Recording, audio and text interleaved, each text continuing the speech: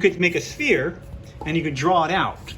Or you can even draw it like an oblong type of thing. So you can take a compass and you can draw a circle. You have the point that kind of stabs into the, don't do it on a nice fancy table.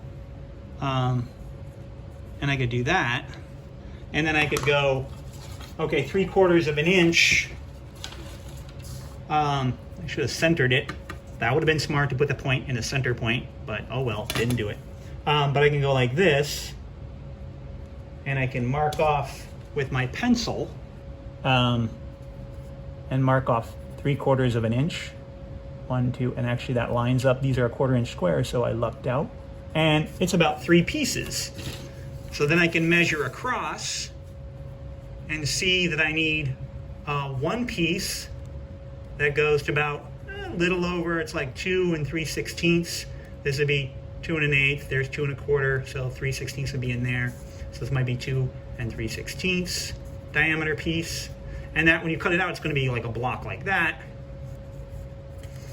Again, with the bad drawing. And I'm going to say that this, almost this piece, the center one, oh, that's just a little bit bigger. It's like 2 3/4. And then, so there'd be a center piece. 2 1/4. And then this one here is about 2 1/8, or probably 2 3/16 again. So you end up with those 3 pieces like that. And actually, when you cut those, you can actually tilt the blade. You can even figure out what this angle is and tilt the blade like that, so you get closer, kind of get rid of some of that material. And then you have those 3 pieces and glue them together, and you cut out circles. So I can then set my compass, and when you set the compass to your size that you need, you adjust. So 2 1/4, that middle one, I would set it at 1 1/8, because you want the radius, which is half of that diameter. Okay, so you do one like that. And they're not too different. There's a small circle in 3 pieces. There's not a lot of variation. Now, in case you don't have a compass, you can also use a piece of string and tie your pencil to a piece of string and a nail. Or you could find something that you think makes a good circle. The size you want. Maybe that size isn't good for you, so you go like, oh, wait, here's another size over here. Try that. Sometimes that's what we end up doing. Rolls of tape are also good things for circles. So those are some ways. And you can even, if you happen to have, I should copy this and post this. I think it's probably not.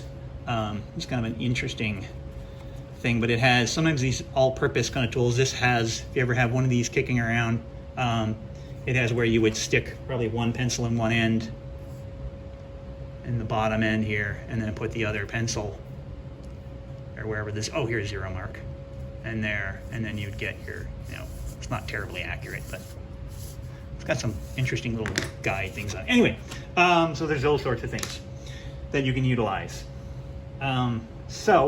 And you laminate those together. Or you could freehand draw out something.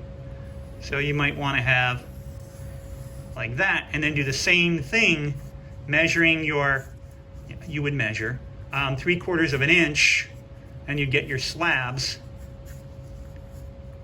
that you would cut and then glue together, and it'd be slightly different. So the more dramatic change you're going to have there, the difference in that thickness. So if this curve you want to go like that, this pieces in the middle here would get much smaller, and you would stack them together.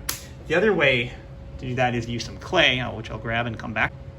All right, so what I've done, I've made this, I don't know what it is, but it's an organic form, kind of quick and rough. I'm going to be doing a lot of carving and sanding in the wood, so it's going to change it. So I'm going to mark off on this, if I'm using this kind of a method, and on this I either would draw circles or even irregular forms and kind of experiment with putting them together. I might want this to be wider. So keep moving it.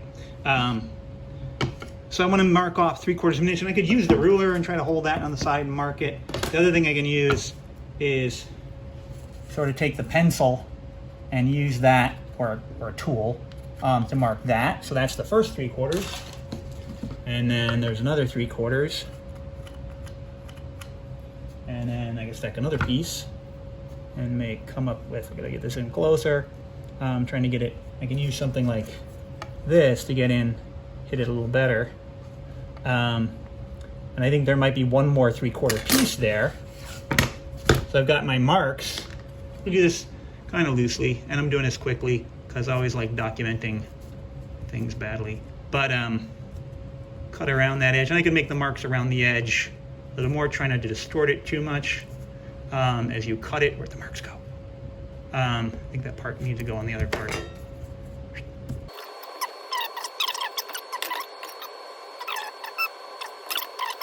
I'm going to set them in a kind of a row so I can cut them out, and I would start cutting them out by one at a time, probably the smallest one first, working my way to the largest one so I had less to hold on to. I might need to space them out a little bit more. We shall see. So I'll kind of outline those. Cutting something out of a piece of wood, don't just put the thing in the middle, one thing out of the wood and cut that all out. Put it on the edge so you still have the biggest mass of wood to work with. So kind of plan out how you're going to cut your piece of wood, how you're going to get the most out of it. And I should have marked them. So 1, 2, 3. Now another way, say if you drew, say that shape on a piece of wood and like that, and either you made a paper cup and you could actually cut 2 of those out of the wood and glue them, cut them out first and glue them together, or cut one out this side and maybe cut 2 out, use paper to make a template, cut 2 out that are a little bit smaller. Just kind of guess at it. And then you'd have something when you put it together, the middle piece would be like this from the side view, and you might have it like this, but this would be a little bit smaller than the other one so that you could sand that around smooth. You could even, like say if you had some pieces of wood and you had one like this, and maybe it has a roundish shape on there, but I'm looking at it from the edge, and then you add another piece here and you add another piece here. These can be small. You can sand away these shapes so that you get kind of more, your piece takes on a more organic kind of shape of the laminated piece. So you don't necessarily have to cut it out of the clay to work that out. All right, so you remember how to do an lisp. So, and this will vary the distance between, like you could do one string, take this, I can put that there, and I can get, whoops, a little long, Joe, and I can make a circle. I need a bigger piece of wood or a shorter length, or I would need to tighten that down. So this length of that is going to affect making that size of that circle that I made too big. But if you put another nail, throw another, and then this can vary too. So I put these farther apart, and these little holes you could putty over if you were going to see them. Hopefully I didn't do that too close. But you can then, I get it right, get a little bit of an oval. Not much of an oval. So let's, that wasn't very dramatic. Take them a little farther apart. Haven't changed the string, so I could have shortened that string and got something a little different. Now it'll be magic. Maybe I put it too short now. Oh, a little clumpy there. So, farther they are apart, the more of a or a lip. What's that word? I cannot remember. Ellipse. Sorry, oval, ellipse, those sorts of things.